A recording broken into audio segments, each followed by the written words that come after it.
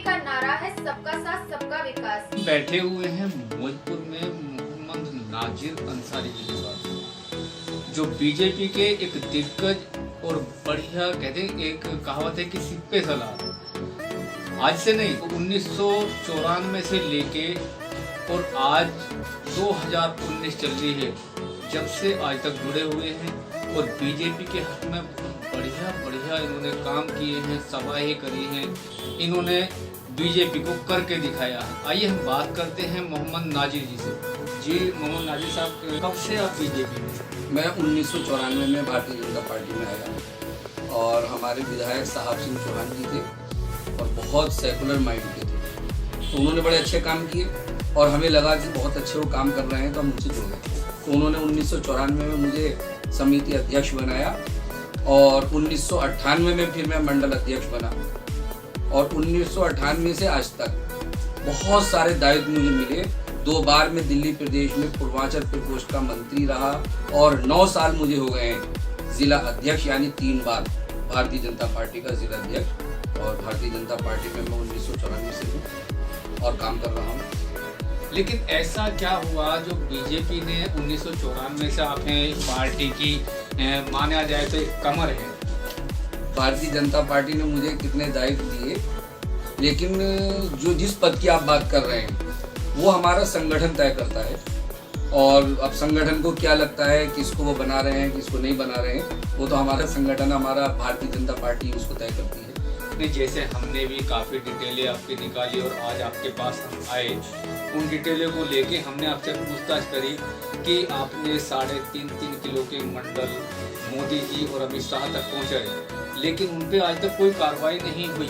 3.5 kilo का नहीं, 3 kilo का, 3 किलो के लगभग हमारा मेरा वो लेटर, क्योंकि उसके अंदर में सारी डिटेल मेरी एजुकेशन की जो मैंने काम किए, क्योंकि 10 फाइलें हैं मेरे पास 1994 से अब तक जो हम कार्य करते हैं, जो पार्टी से हमें मिलता है और जो हम प्रोग्राम करते हैं और उसकी हम कंप्लेंट करते हैं, पुलिस को बताते हैं कि ऐसे ऐसे हम यहाँ प्रोग्राम कर रहे हैं, उसकी कॉपियाँ होती हैं। जो हमें कंप्लेंट मिलते हैं कि आप हम काम करिए, ये हमें प्रोग्राम मिलते हैं, उसको करते हैं। तो वो सारे पेपर्स हमारी फाइलों में हैं और कई हज़ार पेपर हैं। नहीं, जैसे आपने इतने सारे पेपर लगाए, 3 किलो ही मान लीजिए, 3 किलो का पेपर जो हुआ तो तकरीबन 1994 से लेकर आज 2019 चल रही है, उसमें अब तक कितना पेपर आप लगा चुके हो? मैंने तो वैसे अपने सारे, हमारे जितने भारत के हमारे मंत्री हैं, मुख्यमंत्री हैं या राज्य मंत्री हैं, हमारे मोदी जी हैं, हमारे प्राइम मिनिस्टर साहब, राष्ट्रपति जी हैं, सारे मेयर हैं और हमारे RSS के जितने भी हमारे संगठन में महामंत्री हैं, सबको मैंने पत्र लिखे हैं। और मैं तो वैसे भी एडवाइस लेटर भी भेजता हूँ। मैं ये पत्र मैंने लिखे कि भाई जनता के बीच में मैं हूँ और कोई अगर मुझे पावर मिलेगी तो मैं जनता की सेवा कर पाऊंगा, एक अच्छे ढंग से मैं कर पाऊंगा, जिससे एक बढ़िया मैसेज हमारे भारतीय जनता पार्टी का जाएगा। नहीं नाजिर साहब, जैसे आप इतने लंबे समय से बीजेपी सरकार के लिए काम करते हुए आ रहे हैं और आपका मेन कहते हैं महत्व ऐसा हो रहा है कि आप उसकी कमर है, तो आपको मेन बॉडी में क्यों नहीं रखा हुआ? नहीं, हमारे यहाँ तो पार्टी में मोर्चे होते हैं और मेन बॉडी जो है, मेन बॉडी है और सारे मोर्चे सब एक तरह से मेन बॉडी है और उसी सिस्टम से सारा काम होता है। ऐसा नहीं है कि हम मेन बॉडी में ही रहेंगे, सारा मोर्चों में रह के भी हमें सम्मान की हमें कोई कमी नहीं है। हमें तो सबको मिलकर काम करना होता है। अब माइनॉरिटी मोर्चा है, महिला मोर्चा है, किसान मोर्चा है, ये सारे मोर्चे हैं और उन्हीं मोर्चों को मिला करके पूरी एक पार्टी हमारी जो है वो काम करती है, वही मेन है। उसमें आपने कई चीज़ ऐसी कही है कि जैसे 3 तलाक वाला मुद्दा, उसमें भी आपने सभा करी, लोगों को इकट्ठा करा, उनकी परेशानियों को पूछा, तो उसे भी आप लेके गए, उसमें क्या हुआ? 3 तलाक के मुद्दे की है कि जो देश का कानून हमारे मोदी जी ने तय किया, हम कानून छोड़ते हैं। अब दूसरा मुद्दा है, हमारे अभी कुछ दिन पहले 44 जवान शहीद हो गए और पूरा देश सदमे में रहा, तो उस पर अब काफ़ी प्रक्रिया भी चल रही है कि ये गलत है, सही है, उसमें जवाबदेही भी बनती है। काफ़ी लोगों ने अलग अलग जवाब हैं, तो आप बीजेपी के एक अच्छे और बढ़िया कार्यकर्ता हैं और आने वाले समय में हो सकता है कि आपको टिकट भी कंफर्म हो जाए। ये तो मैं नहीं कह सकता, लेकिन आने वाले समय में जिस तरह की आप काम करते हैं उसमें टिकट भी कंफर्म हो जाए। तो उसके बारे में बताए। दुनिया देख रही है और हमारा देश में सारी जनता देख रही है कि जैसे उन्होंने हमारे जवानों को मारा, हमने बदला ले लिया, उनके हमने कई सौ मारे। और आपने देखा कि हमारे अभिनंदन जी, हम उनका अभिनंदन करते हैं और पूरा देश उन पर गर्व कर रहा है। और सारा हिंदू मुस्लिम सारे मजहब के जितने लोग हैं सारा उन पर गर्व कर रहे हैं। और मैं खास तौर से मैं और मुसलमानों की तरफ से मैं अभिनंदन जी को सलाम करता हूँ।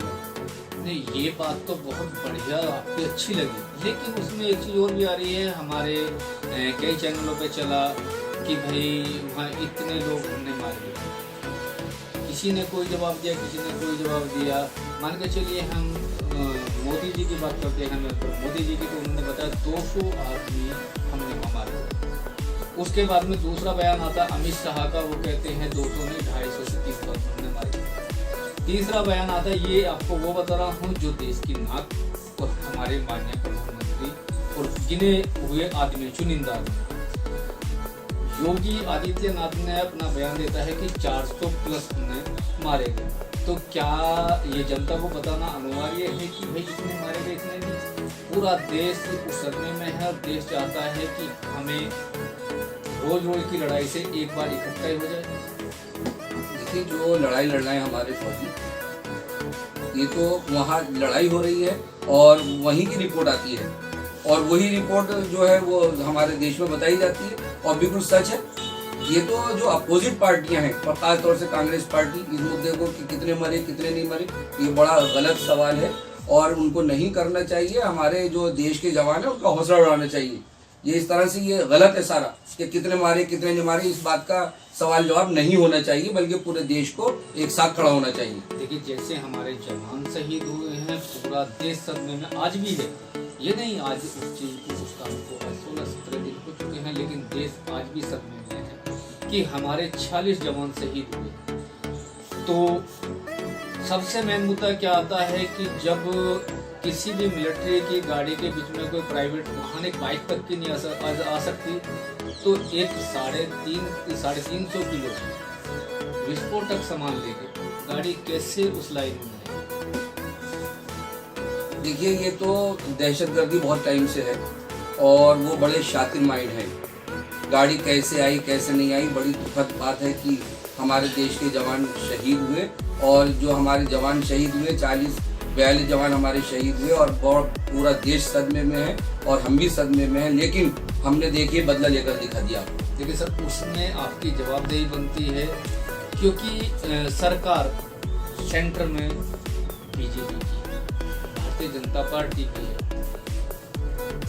सारी जिम्मेदारी बीजेपी सरकार की। क्योंकि हम तो सरकार से पूछेंगे, विपक्ष से नहीं पूछेंगे कि सरकार ने उसमें क्या किया, क्या उस गाड़ी की इंक्वायरी हुई, वो गाड़ी किसने बढ़ाई, अधिकारी इसमें कितने लिप्त थे, उस पर अभी तक कोई चर्चा नहीं हुई। ये काम तो जांच एजेंसी का है, जांच चल रही है। जब वो रिपोर्ट आएगी वो लोग बताएंगे, लेकिन ये वक्त इस तरह नहीं है।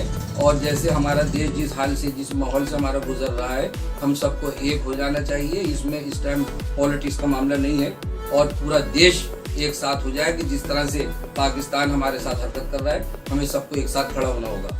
नहीं, हमारे माननीय प्रधानमंत्री जी ने एक वादा किया था कि अगर मेरा कोई एक सरकार देगा तो मैं 10 सब लेकर आऊंगा।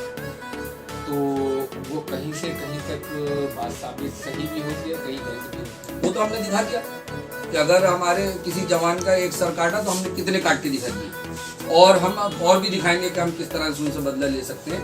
वो टाइम वक्त बताएगा। नेशनल पेपर जो इंटरनेशनल पेपर है, उसमें भी एक खबर छपी है, मैंने भी पढ़ी थी वो खबर। उस खबर के अंदर क्या है कि उसमें कहा गया कि जिस जगह पर विस्फोट हुआ वहाँ तो कोई आदमी नहीं था। नहीं, ये सब गलत है, ऐसा नहीं है।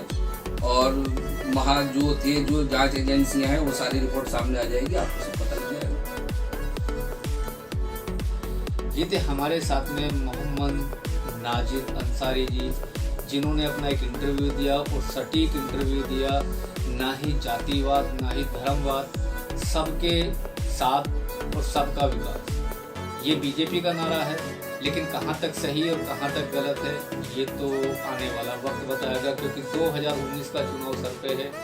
अब उसमें हर पार्टी अपने अपने ऊपर कहते हैं नंबर बनाने में लगी हुई है। अब ये देखते हैं कौन कहाँ क्या साबित करना चाहता है।